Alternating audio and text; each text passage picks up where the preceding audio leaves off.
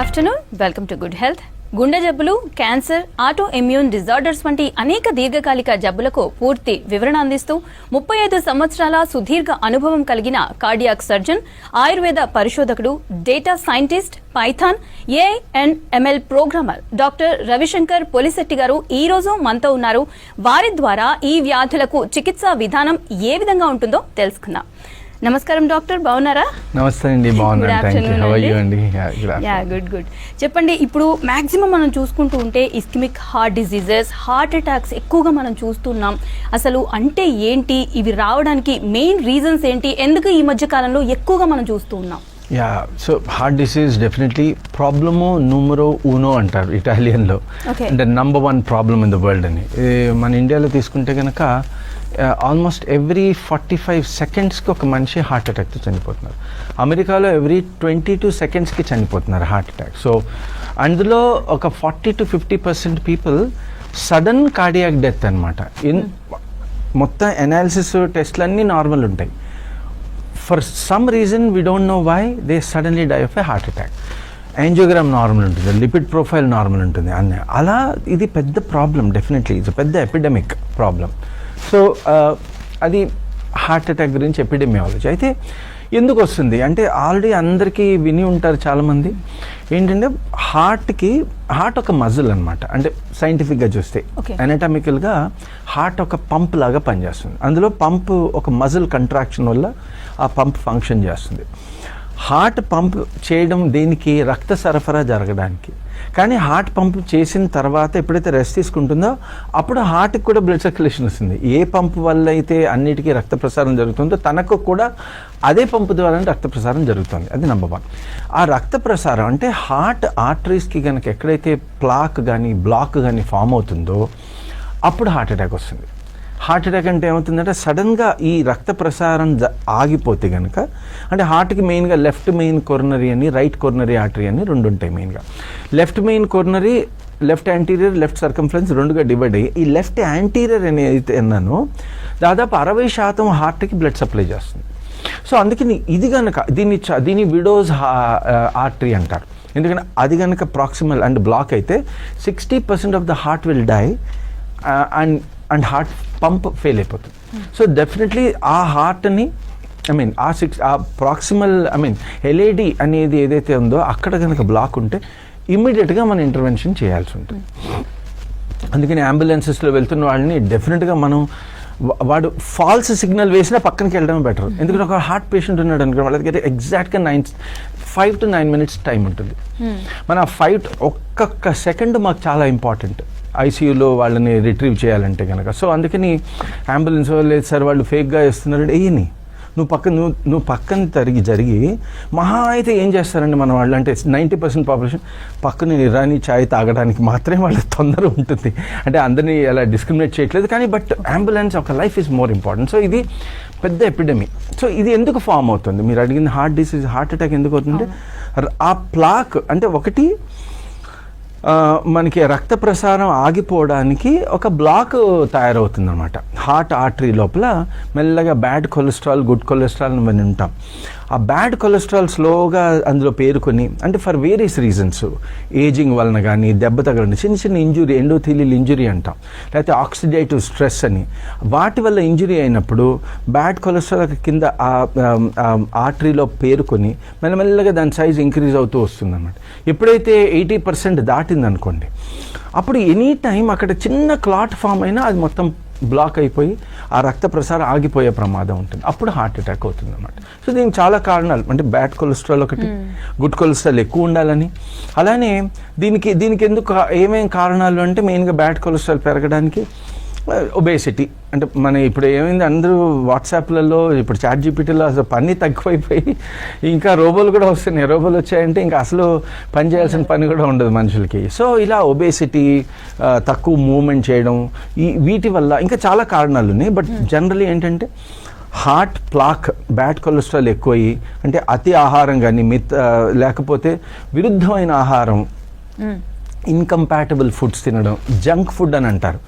Junk అంటే కూడా మళ్ళీ దానికి పెద్ద డెఫినేషన్ ఉంది. కానీ జనరల్లీ ఏంటంటే మన బాడీకి సరిపోయిన ఆహారం తినడం వలన ఆ బ్యాడ్ కొలెస్ట్రాల్ పెరుగుతూ అని మోడర్న్ మెడిసిన్లో చెప్తాం అనమాట. బ్యాడ్ కొలెస్ట్రాల్ పెరుగుతూ అది ప్లాక్ కింద ఫామ్ అయ్యి మెల్లగా ఎప్పుడైనా బ్లడ్ క్లాట్ ఫామ్ అయితే ఆ మొత్తం అది ప్లగ్ ఫామ్ అయ్యి ఆ ప్లగ్ అంటే ఆ రక్త నాళాన్ని అంటే ఆర్టరీని బ్లాక్ చేస్తే వచ్చేదే హార్ట్ అటాక్. అయితే ఈ హార్ట్ అటాక్స్ కానీ లేదంటే ఈ హార్ట్ డిసీజెస్కి లేటెస్ట్ ట్రీట్మెంట్ ఆప్షన్స్ ఏమున్నాయి, అదేవిధంగా medical, surgical and prevention options ఏంటి? షూర్, ఇది చాలా సింపుల్, ఆల్రెడీ అందరికీ తెలిసినవే. మెయిన్గా ఏంటంటే first right food. Right food and right ఫుడ్కి మనం ఎండ్ ఆఫ్ దిస్ ఆన్సర్కి వస్తాను. ఫుడ్ మనం అంటే లో కొలెస్ట్రాల్, లో షుగరు, లో ఫ్యాట్ డైట్ తీసుకోవాలని చెప్పి ఒక ఇండికేషన్. జనరల్గా మా కార్డియాక్ సర్జరీ ట్రైనింగ్లో this is one thing that is given. Number 2, diabetes ఉన్నా, హైపర్ టెన్షన్ ఉన్నా దాన్ని కంట్రోల్ చేసుకోవాలని చెప్పి మనం దానికి అప్రాప్రియేట్ డ్రగ్స్ వాడాలి. చాలామంది మొన్న కూడా ఒక చూసిన హైపర్ టెన్సివ్ ఎమర్జెన్సీ క్రైసిస్లోకి వెళ్ళిపోయారు ఒక ఆవిడ. ఎందుకంటే లేదు నాకు బాగానే ఉందిగా, బీపీ తగ్గిపోయింది అంటే, బీపీ ఎందుకు తగ్గింది? వేసుకునే మందుల వల్ల తగ్గింది, అది తగ్గిపోవడం అనుకోకూడదు. సో అందుకని ఆ బీపీ మందులు సరిగా వేయకపోవడం వలన కానీ, లేకపోతే విరుద్ధమైన ఆహారం, ఇవి మనం అంటే రైట్ డైట్, లో క్యాలరిఫిక్ డైట్ ఇస్తాం మామూలుగా మేము ఎలోపతిగా మోడర్న్ మెడిసిన్లో. దాంతోపాటు ఈ బ్లాక్ సడన్గా ఫామ్ అయింది అనుకోండి, దానికి ఇమీడియట్ ఇంటర్వెన్షన్ ఏముంది అని అంటే, ఒకటి ప్రివెన్షన్. అంటే ఫస్ట్ అయితే మనం ఇప్పుడు హార్ట్ అటాక్ ఫేజ్లో ఉన్నప్పుడు డెఫినెట్గా మనం ఇమ్మీడియట్ యాంజియోగ్రామ్ చేసి అక్కడ కనుక ప్లాక్ని అంటే యాంజియోగ్రామ్లో మనం ఏం చేస్తాం, ఒక ట్యూబ్ ఇక్కడ నుంచి ఒక ప్రోబ్ వేస్తాం, సెల్డింజర్ ప్రోబ్ అని ఫిమోరల్ వెయిన్లో నుంచి కానీ ఆర్టరీలోంచి వేస్తాం. వేసి హార్ట్లోకి వెళ్ళి అక్కడి నుంచి రైట్ కార్నరీ, లెఫ్ట్ కార్నరీలోకి వెళ్ళి ఒక బెలూన్ ఉంటుంది అన్నమాట. ఆ బెలూన్తో దాన్ని డైలేట్ చేసి ఆ వెజల్ని ఇలా డైలేట్ చేశాక ఆ లోపల ఒక స్టెంట్ వేయడము, లేకపోతే కొంతమందికి బెలూన్ యాంజియోప్లాస్టీ చేసి సరిపోతుంది అనుకుంటే బెలూన్ చేసి వదిలేస్తాం. లేకపోతే దాని లోపల నుంచి అలా స్టెంట్ని వేసుకుంటూ ఇలా బయటకు వస్తాం, మెల్లగా స్టెంట్ పడిపోతుంది అక్కడ. స్టెంట్ అంటే ఒక మెటాలిక్ వైర్ మెష్ అనమాట. అది 2 రకాలుగా ఉంటుంది. బేర్ మెటాలిక్ అని ఉంటుంది, డ్రగ్ ఎల్యూటింగ్ అని. బేర్ మెటాలిక్లో చాలా కాంప్లికేషన్, మళ్ళీ రక్తనాళాలు బ్లాక్ అయ్యే విధంగా, మళ్ళీ దానిలో క్లాట్ ఫామ్ అయ్యే విధంగా. ఎందుకంటే ఫారిన్ బాడీ కదా, ఫారిన్ బాడీ ఎప్పుడైతే మన బాడీలో ఉంటుందో అక్కడ క్లాట్స్ ఫార్మేషన్ ఎక్కువ అయ్యే ఛాన్సెస్ ఉంటాయి. కాబట్టి బేర్ మెటాలిక్ వాడట్లేదు ఇప్పుడు, మనం డ్రగ్ ఎల్యూటింగ్ స్టెంటే వాడుతున్నాం. PCI అంటారు, పర్క్యూటేనియస్ అని. అది డెఫినెట్గా ఒకవేళ దానికి ఏంటి స్టెంటబుల్ ప్లాక్ అంటే, స్టెంటబుల్ అంటే స్టెంట్ వేయగలిగిన ప్లాక్ ఉంటే కనుక చేస్తాం. లేకపోతే డెఫినెట్గా we have to go for bypass surgery. Bypass అంటే యాక్చువల్లీ bypass అంటే హార్ట్ లంగ్ మషిన్ పెడితేనే bypass అంటాం. మా భాషలో గ్రాఫ్టింగ్ అంటాం అనమాట. మనం ఒక నరం అంటే ఇంతకుముందు రేడియల్ ఆర్టరీ తీసుకునే వాళ్ళు ఇక్కడ నుంచి ఆర్టరీ ఇప్పుడు పనిచేయట్లేదు, దాని లాంగ్ టర్మ్ స్టడీస్లో ఆర్టరీస్ నో గుడ్ అంటున్నారు. అందుకని సెఫెనా వీనస్ గ్రాఫ్ట్స్ కాళ్ళ నుంచి తీసుకుని దానికి కరెక్ట్గా మనకు కావాల్సిన లెంత్ కట్ చేసుకుని ఆ బ్లాక్ని బైపాస్ చేసే విధంగా గ్రాఫ్ట్ చేస్తాం. దాని తర్వాత పోస్ట్ ఆపరేటివ్ కేర్లో డెఫినెట్లీ పేషెంట్ స్టెబిలైజ్ చేశాక ఇంటికి వెళ్ళిపోతూ మళ్ళీ మన దానికి అంటే డెఫినెట్గా ఒక స్టాండర్డ్ ట్రీట్మెంట్ ఉంది. అమెరికన్ హార్ట్ అసోసియేషన్ కానీ ICMR వాళ్ళు ఇచ్చిన గైడ్లైన్స్ ఏంటంటే 80 milligrams to 40 milligrams స్టాటిన్స్ ఇస్తాము డెఫినెట్గా. నెంబర్ 1. నెంబర్ 2, రైట్ ఫుడ్ తీసుకోమని చెప్తాము. లో క్యాలరీ ఫుడ్, లో ఫ్యాట్ ఫుడ్ తీసుకోమని చెప్తాం.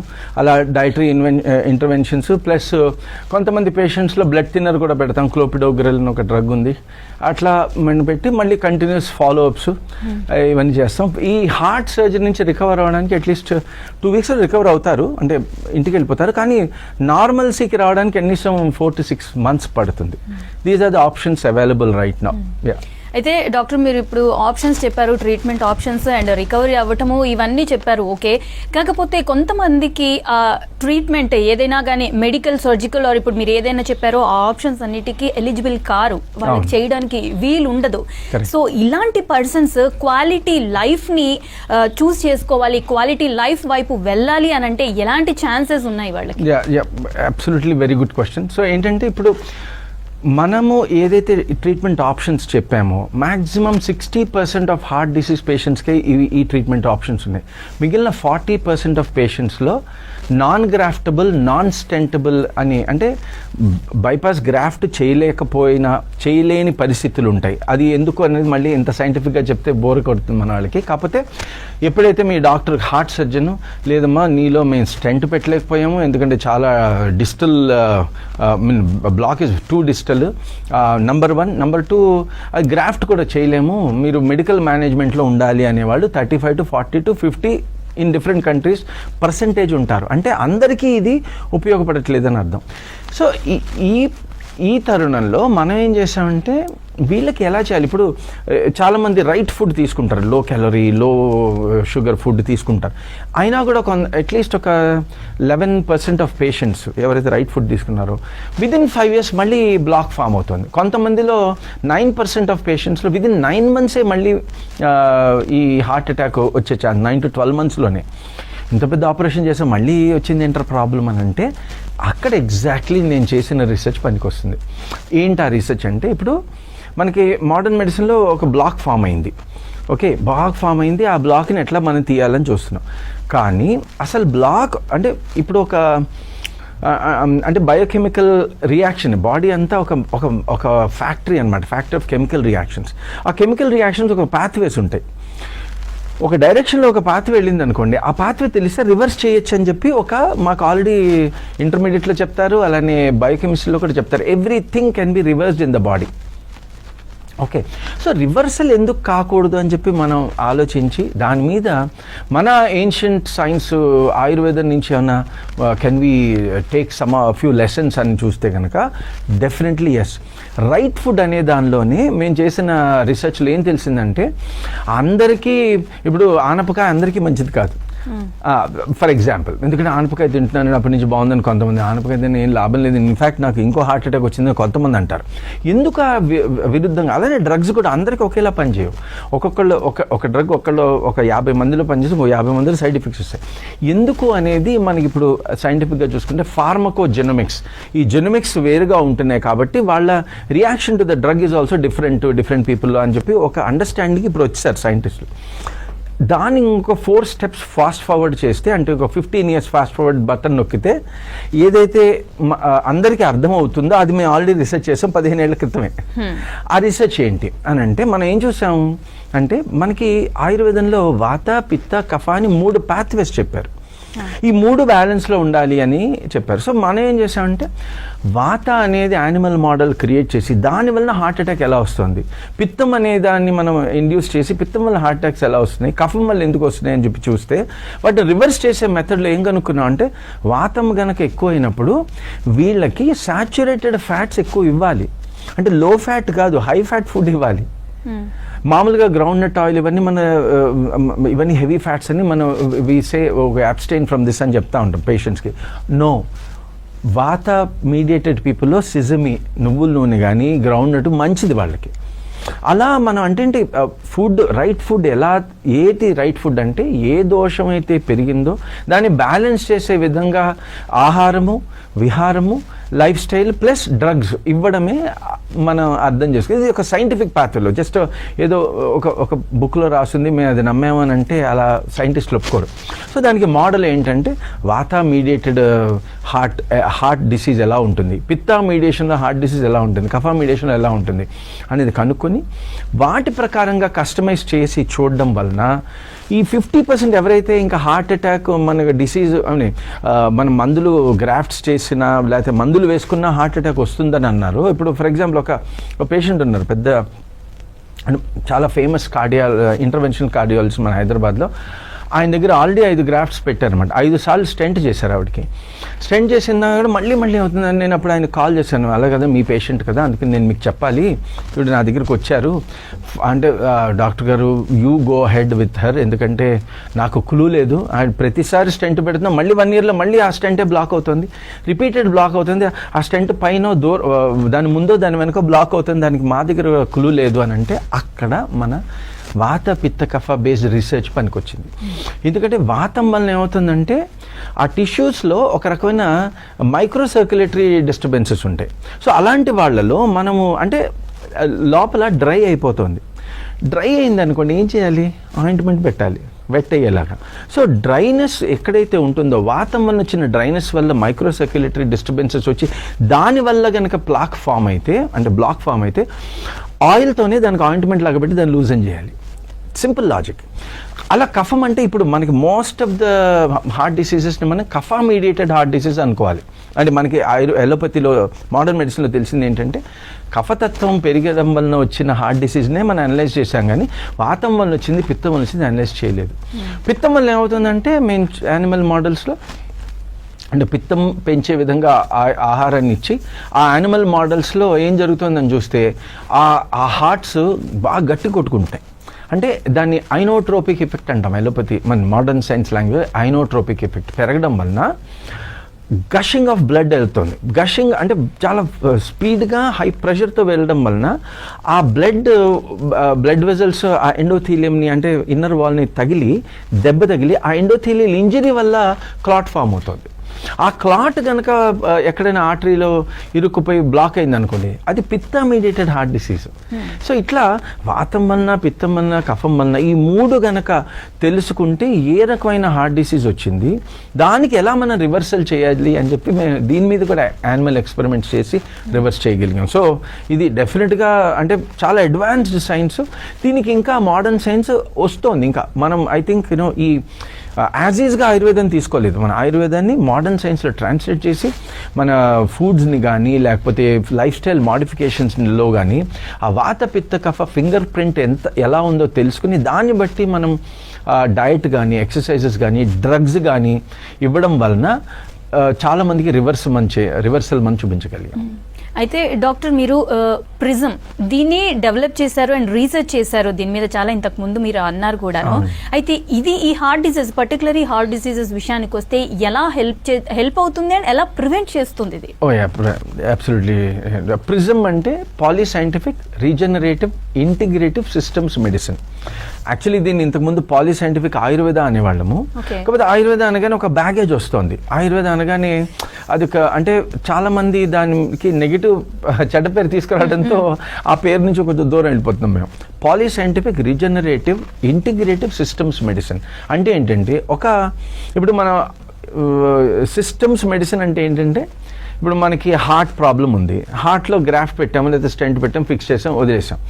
అదే హార్ట్, బ్రెయిన్, కిడ్నీ మూడిట్లలో బ్లాక్ ఉన్నది అనుకోండి, అప్పుడు ఏం చేయాలి? అన్ని చోట్ల స్టెంట్లు పెట్టడం ఇది చాలా కష్టం. సో అప్పుడు సిస్టమ్స్ అప్రోచ్ అంటే ఒక డ్రగ్ ఇస్తే అది మొత్తం బాడీలో యాక్ట్ చేస్తుంది కానీ ఒక హార్ట్కే స్పెసిఫిక్గా యాక్ట్ చేయదు. సో ఆ యొక్క ఎఫెక్ట్స్ని కనుక్కొని ఆయుర్వేదం ద్వారా ఆ సిస్టమ్స్ మెడిసిన్ అనే దానికి ఫౌండేషన్ వేసాం. అది నెంబర్ 1. అంటే ఒక సిస్టమ్ ఇంకో సిస్టమ్ వలన ఎలా ఎఫెక్ట్ అవుతుంది, ఈ రెండింటిని ఎట్లా మనం కలిపి ట్రీట్ చేయొచ్చు అనేది నెంబర్ 1. ఇంకోటి ఏం చేసామంటే ఈ వాత పిత్త కఫాలు అనే వాటికి ఒక 3000 మార్కర్స్ కనుక్కున్నాం. బయోకెమికల్ మార్కర్స్, ఫిజియలాజికల్ మార్కర్స్, అలానే హెచ్ఆర్వి బేస్డ్ మార్కర్స్ అంటారు. అట్లా మార్కర్స్ అంటే ఇప్పుడు డయాబెటీస్ ఉందనుకోండి, దానికి మార్కర్ ఏంటి డయాబెటీస్కి? షుగర్. బ్లడ్ గ్లూకోజ్ అనాలిసిస్ చేయాలి మనం. చేస్తే మనకి బ్లడ్ గ్లూకోజ్ చూడగానే డయాబెటీస్ ఉందా లేదా చెప్తాం. అలానే వాతము పిత్తము కఫం ఎంత ఉన్నాయని చెప్పాలంటే ఏం చేయాలి? ఆ మార్కర్స్ని కనుక్కోవడానికి 3000 మార్కర్స్ చాలా దీని మీద సైన్స్ బిల్డ్ చేశాను దీన్ని బేస్ చేసుకుని. ఎందుకంటే ఈ మార్కర్స్ ద్వారా ఏ ఆర్గన్లో ఎంత దాని హోమియోస్టాసిస్ అంట. అంటే మోడర్న్ మెడిసిన్లో ఒక బ్యాలెన్స్ అని ఒక కాన్సెప్ట్ ఉంది. ఆ బ్యాలెన్స్ అంటే హోమియోస్టాసిస్ అంటే ఏంటి, దాని మ్యాథమెటికల్ మోడలింగ్ ఎట్లా చేసాం, దాని ద్వారా రీజనరేషన్ ఎట్లా ప్రూవ్ చేసాం, ఇదే మేము చేసింది అన్నమాట. అందుకని పాలీసైంటిఫిక్ రీజనరేటివ్ ఇంటిగ్రేటివ్ సిస్టమ్స్ మెడిసిన్. దీని ద్వారా ఏం చేస్తున్నాం అంటే ఒకవేళ హార్ట్ అటాక్ వచ్చినా కూడా ఆ చనిపోయిన హార్ట్ మజిల్ని ఎలా రీజనరేట్ చేయాలనేది ఒక టెక్నాలజీ కనుక్కున్నాం. ఒక very advance form of clinical biotechnology. ఇదంతా కలిపితే అయ్యేదే ప్రిజం. ఓకే డాక్టర్, అయితే ఇంకొకటి కూడా డాక్టర్ పాలీ, ఇది కూడా మీరు డివైస్ ని మీరు కనుక్కున్నారు అండ్ దీని మీద రీసెర్చ్ కూడా చాలా వరకు చేశారు. అయితే ఈ డివైస్ వచ్చేసి హార్ట్ రిలేటెడ్ డిసీజ్ కి సంబంధించి ఎలా డిటెక్ట్ చేస్తుంది, ఎలా మానిటర్ చేస్తుంది, అసలు ఈ డిసీజెస్ కి ఎలా హెల్ప్ అవుతుంది అంటారు? ఇప్పుడు ప్రిజం అని అన్నాను కదా, ఈ ప్రిజం కి 3000 మార్కర్స్ అని చెప్పాం. ఆ 3000 మార్కర్స్ ని ఈ డివైస్ ఐడెంటిఫై చేస్తుంది అన్నమాట. Okay. దాని అంటే 3000 మొత్తం కాదు, అది 3000కి సంబంధించిన కీలకమైన హార్ట్ రేట్ వేరియబిలిటీ అని ఒక ఆల్గోరిథం ఉంది.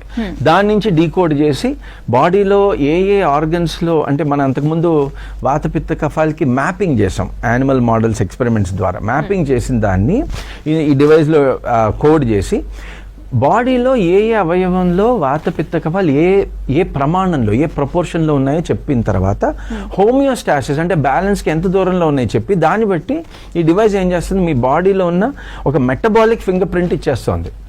ఎందుకంటే మనం ఇందాక జీనోమిక్స్ అన్నాం కదా, జీనోమిక్స్లో అంటే ఎండ్ ప్రోడక్ట్ జీన్ ఒకటి ఎక్స్ప్రెస్ అయితే మన బాడీలో ఒక ప్రోటీన్ తయారవుతుంది.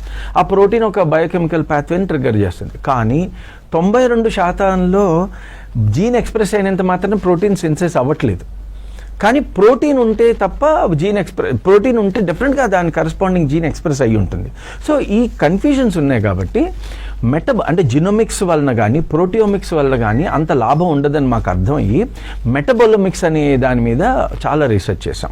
ఆ మెటబోలిక్స్ని ఐడెంటిఫై చేసి మన బాడీలో ఉన్న వాతపిత్త కఫ ఫింగర్ ప్రింట్ని అంటే వాతపిత్త కఫ మెటబాలిక్ ఫింగర్ ప్రింట్ని ఐడెంటిఫై చేసి దాన్ని బట్టి ఏ ఫుడ్ తీసుకోవాలి ఏది తీసుకోకూడదు, ఏ లైఫ్ స్టైల్, ఏ యోగాసన, ఏ ప్రాణాయామం చేయాలి, ఏ ఫిట్నెస్ రెజిమెన్ కరెక్ట్, ఏ ఇండివిజువల్ ఏది కాదు, ఎప్పుడు కాదు. అలానే బ్లడ్ బయోకెమిస్ట్రీ కూడా ఒక rough estimate of blood biochemistry, HbA1c blood glucose, lipid profile ఇస్తుంది. దాంతోపాటు ఏం తినాలి ఏం తినకూడదు, ప్లస్ సప్లిమెంట్స్. ఇప్పుడు omega-3 ఫ్యాటీ యాసిడ్స్, omega-3 తీసుకోండి మీ హార్ట్ బాగుంటుందంటే రాంగ్. omega-3 వలన ఒక 40% of people will get heart attack అనేది మేము జాన్స్ హాప్కిన్స్లో ఒక రీసెర్చ్ చేసాం. omega-3 is not universally good for everyone. అలానే చాలా స్టడీస్ ఉన్నాయి, అందులో ఏం చెప్పారు, గుడ్ కొలెస్ట్రాల్ పెరిగిన హార్ట్ అటాక్ వస్తుంది, బ్యాడ్ కొలెస్ట్రాల్ తగ్గిన హార్ట్ అటాక్ వస్తుంది. సో ఇలా ఎవరిలో ఎంత ఏ కొలెస్ట్రాల్ ఎంత ఉండాలి అనే చెప్పే ఈ డివైజే డాక్టర్ పాలీ. సో ఈ డివైస్ ద్వారా మనము హార్ట్ డిసీజ్ని ప్రిడిక్ట్ చేయొచ్చు.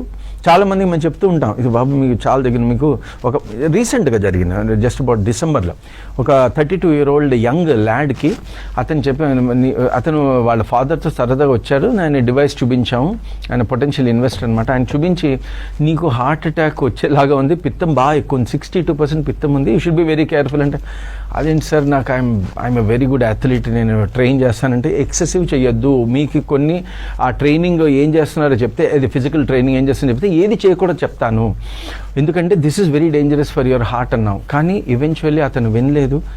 Just about 4 weeks back he died heart అటాక్తోనే. అదేంటి సార్ మా వాడు చిన్నవాడు అంటే నేనేమంటున్నా అంటే ఈ యొక్క హోమియోస్టాసిస్ అనే దానికి, బ్యాలెన్స్ అనే దానికి ఒక స్పెసిఫిక్ మ్యాథమెటికల్ మోడల్ ఈ రోజు వరకు లేదు. అది మనం కనిపెట్టి దాన్ని ఒక డివైస్ రూపంలో ఇచ్చి దాని ద్వారా డిసీజ్ని ప్రెడిక్ట్ చేయడమే కాకుండా ప్రివెంట్ కూడా చేయొచ్చు. ఇలా ఒక హార్టే కాదు చాలా డిసీజెస్, బట్ ఈరోజు హార్ట్ డిసీజ్ గురించి మాట్లాడుతున్నాం కాబట్టి డెఫినెట్గా ఎవరిలో సాచురేటెడ్ ఫ్యాట్ తినాలి, ఎవరు తినకూడదు, ఎవరు మోనోసాచురేటెడ్ ఫ్యాట్స్ తినాలి అనే క్లాసిఫికేషన్ మనం క్లియర్గా సైంటిఫిక్ బేసిస్లో తీసుకొచ్చాం. ఆ నాలెడ్జ్ అంతా ఈ డివైస్లో పెట్టాం అనమాట. That is doctor Poly. అయితే ఇప్పుడు మనం ఓన్లీ ఈ హార్ట్ డిసీజెస్ గురించే మాట్లాడుకుంటున్నాం కాబట్టి ఇప్పుడు మీరు చేసిన ఈ ప్రిజమ్ కానీ లేదంటే డాక్టర్ పాలీ కానీ ఈ రెండు ఇన్ ఫ్యూచర్ ఎలాంటి వైపు అడుగులు వేస్తుంది అంటారు, అదే విధంగా వీటి పాత్ర ఎంత ఇంపార్టెంట్ అవుతుంది అంటారు ఇన్ ఫ్యూచర్? చాలా బ్యూటిఫుల్ క్వశ్చన్. ఎందుకంటే ఇప్పుడు చూడండి, ప్రిజమ్ అనేది మనం ఏం చేసామంటే ఎండ్ స్టేజ్ డిసీజ్ పేషెంట్స్కి అంటే హార్ట్, ఇప్పుడు ఇందాక చెప్పాం 50% పీపుల్కి మనం ఆపరేషన్ చేయలేము, గ్రాఫ్ట్ చేయలేము, మన మందులు పనిచేయవు, నెంబర్ 1. అలానే ఆటోఇమ్యూన్ డిజార్డర్స్ అంటే మ్యాబ్ థెరపీస్ వచ్చినాయి. మ్యాబ్ ఒక డ్రగ్ 64,000 రూపాయలు. దాని గురించి కాదు, డ్రగ్ చేసుకుంటే పని బాగవుతారా అంటే వాళ్ళకి 11 నెలలే 18 నెలలే బాగుంటారు, తర్వాత మళ్ళీ డిసీజ్ రావచ్చు. క్యాన్సర్స్, NSLC, మా ఫ్రెండ్ ఎవరో కాదు ఆయనకే మ్యాక్సిమం ఆయనకి ఇచ్చిన 6 months. నేను చెప్పింది కరెక్ట్గా మీ బుర్ర పెట్టద్దు, నేను చెప్పింది కరెక్ట్గా చేయండి, మీకు 6 ఏళ్ళు మినిమం బతుకుతారని. ఆల్రెడీ 6 ఏళ్ళ నుంచి ఆయన పేషెంట్ వితౌట్ ఎనీ డిసీజ్ బతికున్నారు. అలా ఒకళ్ళిద్దరు కాదు, end stage cancers, autoimmune diseases, refractory hyper tension అంటే రిఫ్రాక్టరీ డయాబెటీస్ అంటే అన్ని మందులు వాడినా షుగర్ వాల్యూ తగ్గపోయిన వాళ్ళు, ఇలాంటి వాళ్ళందరికీ ఇది ఒక బ్యూటిఫుల్ సొల్యూషన్ అండి. ఇది కనుక కరెక్ట్గా మనం మీ ద్వారా మనం ప్రజలకు అందజేయగలిగితే ఇండియాని హెల్త్ క్యాపిటల్ ఆఫ్ ద వరల్డ్గా చేయొచ్చు. ఎండ్ స్టేజ్ డిసీజెస్కి ఇది మంచి సొల్యూషన్ అండి. Thank you very much. Okay doctor, అయితే అదేవిధంగా హార్ట్ డిసీజెస్కి ఎలాంటి ప్రివెన్షన్ ఉంది, ఏంటి, ఎలాంటి ట్రీట్మెంట్ ఆప్షన్స్ ఉన్నాయని చాలా వాల్యుబుల్ ఇన్ఫర్మేషన్ ఇచ్చారు. Thank you so much sir. Thank you. ఇది ఇవాల్టి good health. Stay tune to V6 news.